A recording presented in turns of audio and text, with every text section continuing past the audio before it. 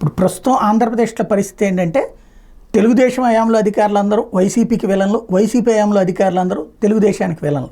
చివరికి అధికారులు కూడా పార్టీల వారీగా మార్క్ చేసుకుని ఒకళ్ళ హయాంలో ఇంకొకళ్ళ మీద పనిష్మెంట్లు ఇస్తున్నటువంటి రోజులలో ఒక కీలకమైనటువంటి ఒక్క అధికారి మాత్రం ఇద్దరికీ కూడా నచ్చారు, ఇద్దరూ కూడా మెచ్చారు.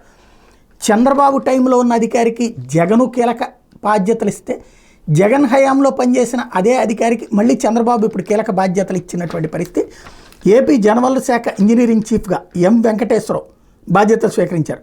ప్రస్తుతం ఈయన రాష్ట్ర ప్రభుత్వ జలవనరుల శాఖ సలహాదారుగా పనిచేస్తున్నారు. అంటే జగన్ టైంలో ఆయన సలహాదారుగా పెట్టారు. ప్రస్తుతం ఈఎన్సీ పోస్టులో ఉన్న సి నారాయణ రెడ్డి బుధవారం పదవి విరమణ చేశారు.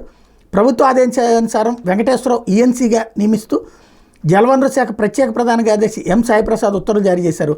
వెంకటేశ్వరరావు గతంలో కూడా జలవనరుల శాఖ ఈఎన్సీగా పనిచేశారు. 2019 డిసెంబర్లో పదవి విరమణ చేశారు. ఆ తర్వాత నుంచి ఆయన జలవనరుల శాఖ సలహాదారుగా కొనసాగుతున్నారు. ఇక్కడే అసలు విషయం ఏంటంటే చంద్రబాబు ఆయన్ని సలహాదారుగా నియమిస్తే జగన్ కూడా కొనసాగించారు.